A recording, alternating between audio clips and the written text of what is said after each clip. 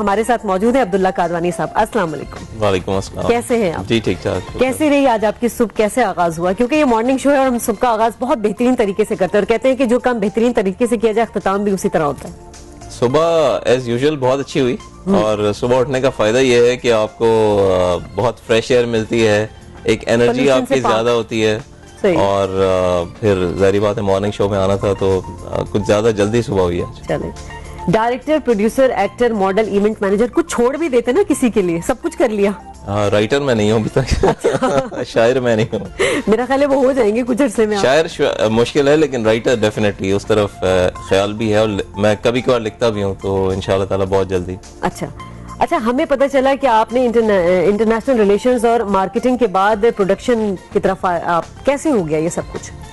Actually passion तो बहुत था और मीडिया में आना भी था, लेकिन होता ये कि एक स्ट्रगल करनी पड़ती है, कुछ भी आपको करना हो तो वो पैशन ही खींच लाया इस तरफ, वरना इरादा नहीं था। क्योंकि मैं एक बिजनेस फैमिली से मेरा ताल्लुक है, आज भी हम एक्टिव बिजनेस में हैं और फैमिली का चूंकि टेक्सटाइल बिजनेस से ताल्लुक था तो एक मुश्किल सफर था, बट अल्हम्दुलिल्लाह आज आपके सामने है सारी चीजें।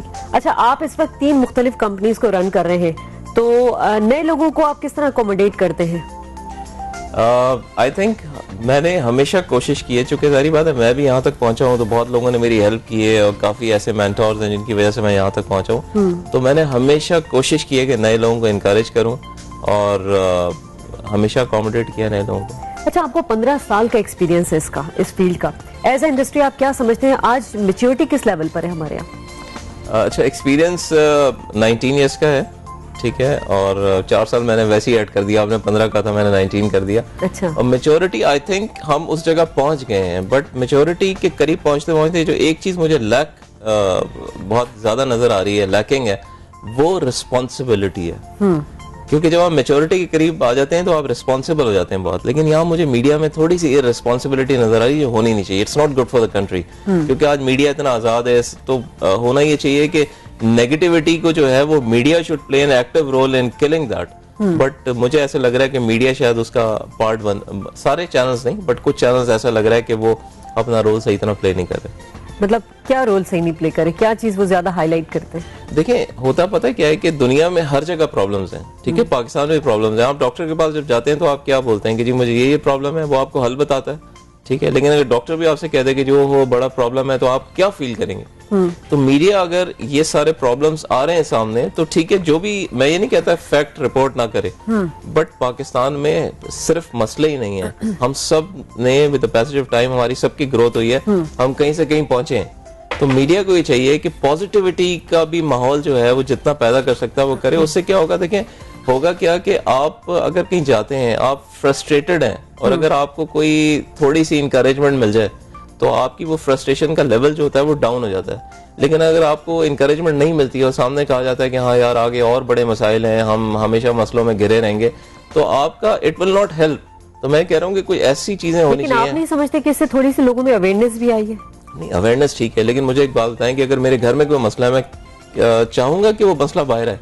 नहीं चाहूंगा ना, मैं कोशिश करूंगा वो घर में ही हल हो जाए, क्योंकि जब वो बाहर आएगा तो मसाइल पैदा करेगा। तो आम लोगों को जो आप प्रॉब्लम्स कम्युनिकेट कर रहे हैं वो जरूरी नहीं है कि उनकी एब्जॉर्प्शन इतनी हो कि वो उसको एक्सेप्ट करें। इतना ज्यादा एनहांस नहीं किया जाए, उसको इतना हाईलाइट नहीं किया जाए। नहीं, हाईलाइट अगर करते हैं तो फिर उसको एक तरह से सटल तरीके से उसको सोल्यूशन की तरफ भी ले जाया जाए, ये ना हो कि सिर्फ हाईलाइट ही किया जाए। आपने क्रिटिसाइज कर ही दिया तो हमारे चैनल के तवज्जुह से हल भी तो बताएं ना, इसका क्या सोल्यूशन हो सकता है? देखिए, मैं बड़ा ऑनेस्टली आपको बताऊं, फ्रेंकली आपको बताऊं कि हमारे अगर आप 5, 6, 7 साल 8 साल पहले देखें तो कुछ चैनल्स जो इंडियन चैनल्स थे वो यहाँ पे एक बहुत ज्यादा नेगेटिविटी क्रिएट कर रहे थे, तो हमने उनको बैन कर दिया था कि जी वो हमारे यहाँ आ रहे हैं, वो ऐसी चीजें रिपोर्ट कर रहे हैं जो हमारे लिए अच्छी नहीं है। अब होता ये not only media but politicians हैं या ब्यूरोक्रेसी है या और जो शोबे हैं, वो सब के सब मुझे ऐसे लग रहा है कि वो इंडिविजुअली सब के सब आगे आना चाहते हैं, इंस्टीट्यूशन की किसी को परवाह नहीं रही है। तो जब आप एज एन इंडिविजुअल आगे आते हैं और इंस्टीट्यूशन की आप परवाह नहीं करते तो मसाइल पड़ते हैं।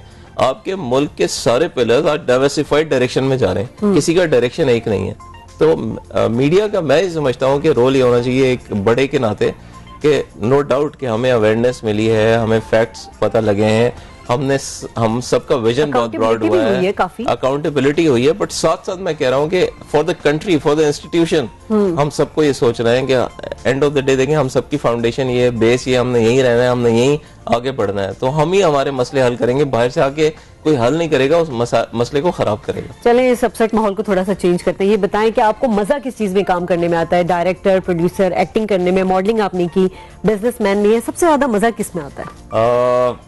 देखिए डायरेक्शन मैंने अभी कुछ अरसे से नहीं की है, लेकिन एज ए डायरेक्टर चूंकि आप कैप्टन ऑफ द शिप होते हैं, आप शॉट्स कॉल कर रहे होते हैं, आपको कमांड में हमेशा मजा आता है। बिजनेस में मुझे बहुत अच्छा लगता है, मार्केटिंग में चूंकि मेरी फील्ड नहीं थी और it was not by desire, by default, और अल्लाह ताला ने आज इतनी इज्जत दी है, तो मार्केटिंग, डायरेक्शन एंड एक्टिंग मेरे दिल के बहुत करीब है, मैं बहुत पैशनेट हूँ इन चीजों के। अच्छा, एक्टिंग में हमने देखा कुछ गैप आया था, उसके बाद दोबारा आप एक्टिंग कर रहे हैं, तो गैप के बाद दोबारा एक्टिंग करना कैसा लगा?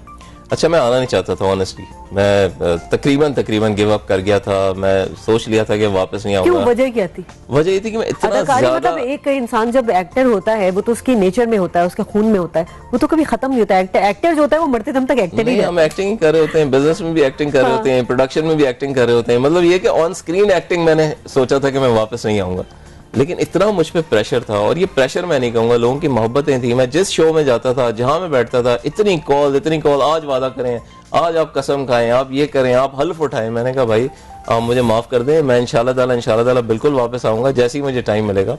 और अब आई थॉट कि मुझे टाइम मिल रहा है तो आई केम बैक, क्योंकि मुझे खुद भी एक अंदर से तो आपकी वो चीज खत्म नहीं होती ना कभी भी। अच्छा, आपने इवेंट्स भी अरेंज किए, अपने इवेंट्स के बारे में बताइए, और आजकल क्या इवेंट्स आप अरेंज कर रहे हैं, कुछ ऐसा है प्लेटफॉर्म? हम कॉर्पोरेट इवेंट्स करते हैं, अपने इवेंट्स करते हैं सारे हम, मतलब ये होता है कि एक होता है ना कि आप किसी के लिए करें, तो वो हमारे वो फिक्स्ड इवेंट्स होते हैं, मतलब कॉर्पोरेट क्लाइंटेल है या हमारी अपनी कंपनी के इवेंट्स हैं।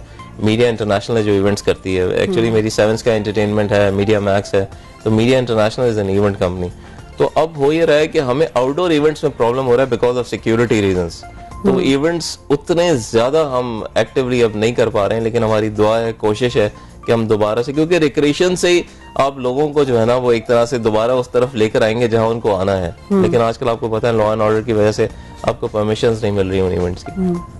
अच्छा, ये तो आप अपनी फील्ड के बारे में बता रहे हैं, रियल लाइफ में आप कैसे हैं, फैमिली के साथ कैसा इंटरेक्शन है, टाइम निकाल लेते हैं अपनी फैमिली के लिए? अच्छा, अगर आप शोबिज और मीडिया के हवाले से बात करें और मेरे बारे में आप किसी से पूछें तो वो आपको यही कहेगा, he is a family man, ठीक है, कंप्लीटली टोटली मतलब dedicated and devoted to family, कि अगर मुझे थोड़ा सा भी टाइम मिल जाता है और मैं समझता हूँ कि नहीं यार अब I can devote time to my family, तो मैं राइट लेफ्ट सेंटर होने की कोशिश नहीं करता, एंड मेरी कोशिश होती है कि इस फैमिली को, बिकॉज मैं ये समझता हूँ कि आपकी फैमिली से ज्यादा आपके टाइम को कोई डिजर्व नहीं करता।